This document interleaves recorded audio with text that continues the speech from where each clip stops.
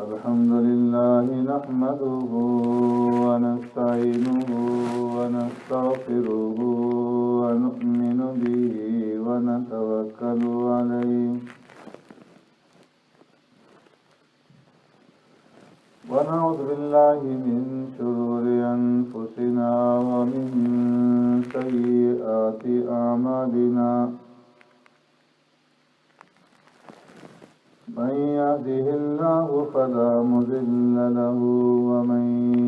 يضلله فلا هادي له ونشهد أن لا إله إلا الله وحده لا شريك له ونشهد أن سيدنا ونبينا ومولانا محمدا عبده ورسوله أرسله الله إلى كافة للناس بشيرا ونذيرا وداعيا إلى الله بإذنه وسراجا منيرا أما بعد فقد قال الله تبارك وتعالى في القرآن المجيد والفرقان الحميد فأعوذ بالله من الشيطان الرجيم بسم الله الرحمن الرحيم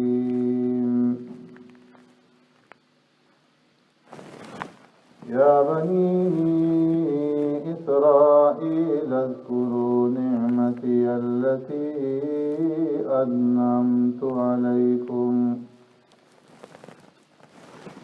وأوفوا بعهدي أوف بعهدكم وإياي فارهبون وآمنوا بما أنزلت مصدقا لما معكم ولا تكونوا أول كافر به ولا تشتروا بآياتي ثمنا قليلا وإياي فاتقون ولا تلبسوا الحق بالباطل وتكتموا الحق وأنتم تعلمون صدق الله مولانا العظيم يا رب صل وسلم دائما أبدا على حبيبك خير الخلق كلهم والحبيب الذي ترجى شفاعته لكل هول من الأهوال مقتحم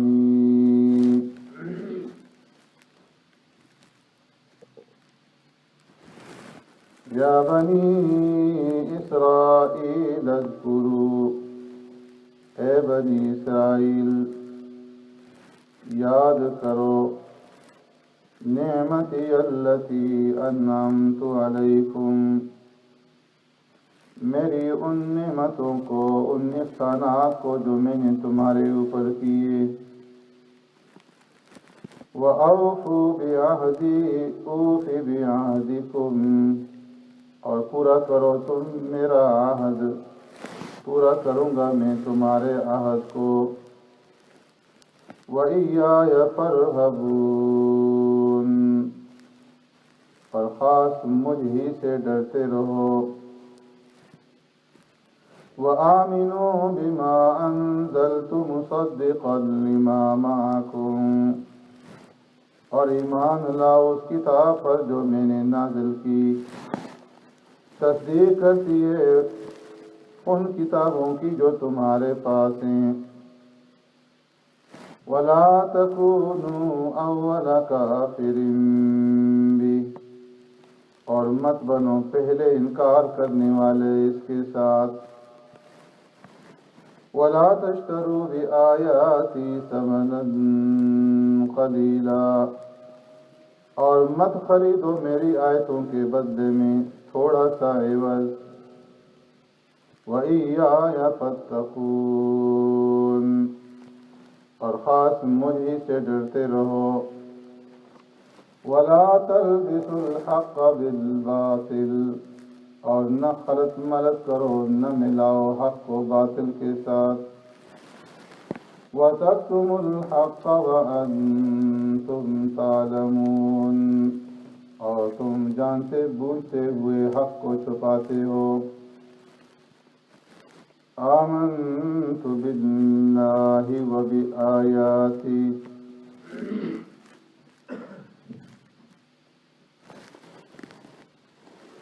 میرے محترم دوستو، بزرگوں، بھائیوں،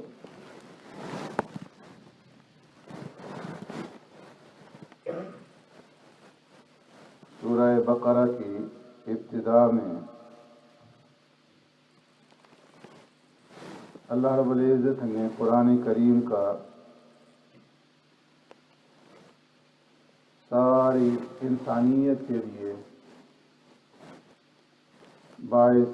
ہدایت ہونا بیان فرمایا، اور پھر اس ہدایت سے فائدہ اٹھانے والے لوگوں کا ذکر کیا کہ جو متقین ہیں، کہ اس ہدایت سے اگرچہ یہ عام ہے لیکن فائدہ وہ اٹھائیں گے کہ جو ایمان والے ہوں اور تقوی والے ہوں. پھر اس کے بعد اللہ نے متقین کی صفات کا ذکر کیا، اور متقین کی صفات کے بعد پھر ایسے لوگوں کا ذکر ہوا کہ جو کھلم کھلا کافر تھے. پھر ان کے بعد منافقین کا ذکر ہوا، اور پھر ان تینوں گروہوں کو خطاب کیا، متقین، پکے کافروں اور منافقین کو، یا ایھا الناس اعبدوا کے ذریعے سے، کہ تم ایک رب کی عبادت کرو جس نے تمہیں پیدا کیا، تم سے پہلوں کو پیدا کیا، اور پھر اپنے انعامات گنوائے. اس کے بعد اعجاز قرآنی کا ذکر تھا اور اس کے اوپر ایمان لانے کا. پھر اس کے بعد اللہ نے وَإِذْ قَالَ رَبُّكَ لِلْمَلَائِكَةِ سے آدم علیہ السلام کی تخلیق کا واقعہ ذکر کیا، اور اس طرح بنی آدم کے اوپر جو اللہ نے انعامات کیے انہیں اپنی نیابت اور خلافت عطا فرمائی، اس نعمت کا ذکر ہوا، اور اس کے ذریعے سے اللہ کی دعوت، اللہ کی طرف دعوت دی گئی کہ اس کی عبادت کرو اور صحیح طریقے سے اس کے نائب اور اس کے خلیفہ بن کر کے زمین کے اندر اس کے احکامات کے اوپر خود بھی عمل کرو، اپنے اوپر نافذ کرو، اور جو تمہارے ماتحت ہیں ان کے اوپر بھی اللہ کے قانون کو، اللہ کے احکامات کو، شریعت کو نافذ کرو. اب اس سب کے بعد اللہ رب العزت یا بنی اسرائیل سے اہل کتاب کو خطاب فرما رہے ہیں، اس لیے کہ جو کفار تھے، کھلے کافر یا منافقین، وہ دو طرح کے تھے. ایک تو وہ تھے کہ جو بالکل پڑھنا لکھنا نہیں جانتے تھے، ان پڑھ تھے، اور بت پرستی کے اندر مبتلا تھے. اپنے آباء و اجداد کی رسومات کی اور رواجوں کی پاسداری کرنے والے، ان کے اوپر چلنے والے۔ اس کے علاوہ ان کے پاس کچھ بھی نہیں تھا سوائے رسوم اور رواج۔ ایسے لوگوں کو قرآن نے امیین کہا اور مشرکین، کہ یہ شرک کرنے والے، بت پرستی کے اندر مبتلا ان پڑھ لوگ ہیں جو نہ لکھنا جانتے ہیں نہ پڑھنا جانتے ہیں۔ اور پھر ان کافرین میں سے دوسرا طبقہ ان لوگوں کا ہے کہ جو پڑھے لکھے سمجھے جاتے تھے، جن کے پاس آسمانی کتابوں کا علم تھا اور معاشرے کے اندر لوگوں نے عزت اور احترام کی نگاہ سے دیکھتے تھے۔ ان میں سے بعض وہ لوگ تھے کہ جو حضرت موسیٰ علیہ السلام کو مانتے تھے اور عیسیٰ علیہ السلام کو نہیں مانتے تھے۔ موسیٰ علیہ السلام پر نازل شدہ کتاب تورات پر ان کا ایمان تھا، یہ لوگ یہود کہلاتے تھے۔ اور دوسرا طبقہ وہ تھا کہ جو نصارہ یا عیسائی کہلاتے تھے، جو موسیٰ علیہ السلام کو تو نہیں مانتے تھے لیکن عیسیٰ علیہ السلام کو مانتے تھے، اور ان پر نازل شدہ کتاب انجیل کے اوپر ان کا ایمان تھا۔ تو یہ دونوں جو طبقات تھے، یہود اور نصارہ، ان کو اہل کتاب کہا گیا، اس لیے کہ آسمانی جو نازل شدہ کتابیں تھیں، تورات اور انجیل، ان دونوں کتابوں کے اوپر وہ ایمان اور یقین رکھتے تھے، ان کو مانتے تھے۔ اس اعتبار سے یہ اہل کتاب کہلائے۔ اور یہ لوگ چونکہ مدینہ منورہ میں اور اس کے ارد گرد علاقے میں آباد تھے، اور یہ جو سورت ہے سورہ بقرہ مدنی سورت ہے، تو اس لیے مشرکین اور منافقین کے خطاب کے بعد اب اللہ رب العزت یہاں سے سورہ بقرہ کی آیت نمبر 40 سے اہل کتاب کا، یہود اور نصارہ کو جو ہے خطاب فرمائے، اور یہاں سے ان کو جو خطاب شروع ہوتا ہے تو طویل خطاب ہے، آیت نمبر 123 تک یہ خطاب لگاتار چلتا ہے۔ اور اس خطاب میں اہل کتاب کو اللہ رب العزت مخاطب کر کے پہلے ان کے اوپر اپنے انعامات جتلاتے ہیں، ان کی شرافت کو بیان فرماتے ہیں، اور ان کا اولاد انبیاء علیہ السلام ہونا اس کا ذکر کیا جاتا ہے۔ پھر اس راستے سے ان کے اوپر جو انعامات ہوئے، جن نعمتوں سے انہیں نوازا گیا، ان نعمتوں کا ذکر ہوتا ہے۔ پہلی 7 آیتوں کے اندر اللہ اجمالی خطاب فرماتے ہیں، 3 آیات میں ایمان کی دعوت دی جاتی ہے، اور اس کے بعد 4 آیات میں اعمال صالحہ کی طرف دعوت دی جاتی ہے، اور اس کے بعد پھر تفصیلی خطاب شروع ہوتا ہے، اور اس تفصیلی خطاب میں پھر ان کی غلطیوں کا، ان کی لغزشوں کا ذکر ہوتا ہے، اس کے اوپر انہیں متنبہ کیا جاتا ہے، اور راہ راست کے اوپر آنے، سیدھا راستہ اختیار کرنے کی دعوت دی جاتی ہے۔ تو اللہ فرماتے ہیں، یا بنی اسرائیل، اے بنی اسرائیل، اذکروا نعمتی التی انعمت علیکم، یاد کرو میری ان نعمتوں کو جو میں نے تمہارے اوپر کی۔ بنی اسرائیل اس کا معنی ہے اسرائیل کی اولاد۔ حضرت یعقوب علیہ السلام، ان کا دوسرا نام اسرائیل تھا۔ بعض علماء نے فرمایا کہ پیارے پیغمبر صلی اللہ علیہ وسلم کے علاوہ کسی اور نبی کے متعدد نام نہیں ہیں سوائے حضرت یعقوب علیہ السلام کے، کہ ان کا نام یعقوب بھی اور اسرائیل بھی تھا، اور اسرائیل عبرانی زبان میں اس کا معنی ہے عبداللہ، اللہ کا بندہ۔ حضرت یعقوب علیہ السلام اور اسرائیل علیہ السلام یہ پوتے تھے حضرت ابراہیم خلیل اللہ علی نبینا علیہ السلام کے، اور حضرت ابراہیم علیہ السلام جو موجودہ بغداد ہے، اس سے 70 میل کے فاصلے پر ایک شہر تھا جس کا نام بابل تھا۔ اس وقت کی جو حکومت تھی اس کا دارالخلافہ تھا، مشہور شہر تھا، اور 40 میل طول اور عرض کے اندر یہ پھیلا ہوا تھا۔ یہاں کی تہذیب مشہور تھی، یہاں پر ابراہیم علیہ السلام پیدا ہوئے، نمرود کی بادشاہت تھی، اور وہ خود بھی بت پرست تھا۔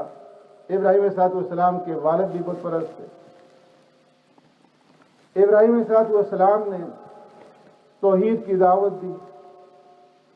نتیجتاً بے شمار تکلیفیں اٹھائیں،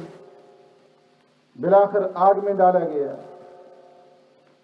اور اس کے بعد اللہ رب العزت کے حکم سے ابراہیم علیہ السلام نے بابل سے ہجرت کی، اور مصر کے راستے سے ہوتے ہوئے ابراہیم علیہ السلام شام پہنچے،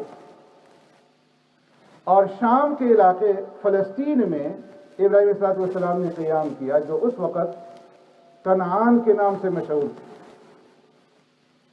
شامی کے زیر تسلط تھا یہ علاقہ۔ اس وقت اللہ رب العزت نے ابراہیم علیہ السلام کو بیٹا عطا فرمایا، اسماعیل علیہ السلام اماں ہاجرہ کے بطن سے، اور پھر اللہ رب العزت کے حکم سے ابراہیم علیہ السلام نے اماں ہاجرہ اور اسماعیل علیہ السلام کو لے کر وادی غیر ذی زرع مکہ مکرمہ میں آباد کیے۔ وہیں سے مکہ مکرمہ کی آبادی کا سلسلہ شروع ہوا، اور بنو اسماعیل وہاں پہ آباد ہوئے۔ پھر جب ابراہیم علیہ السلام کی عمر 100 سال کی تھی، اور اب ان کی دوسری بیوی جو چچزاد بہن تھی حضرت سارہ، ان کی عمر 90 سال تھی،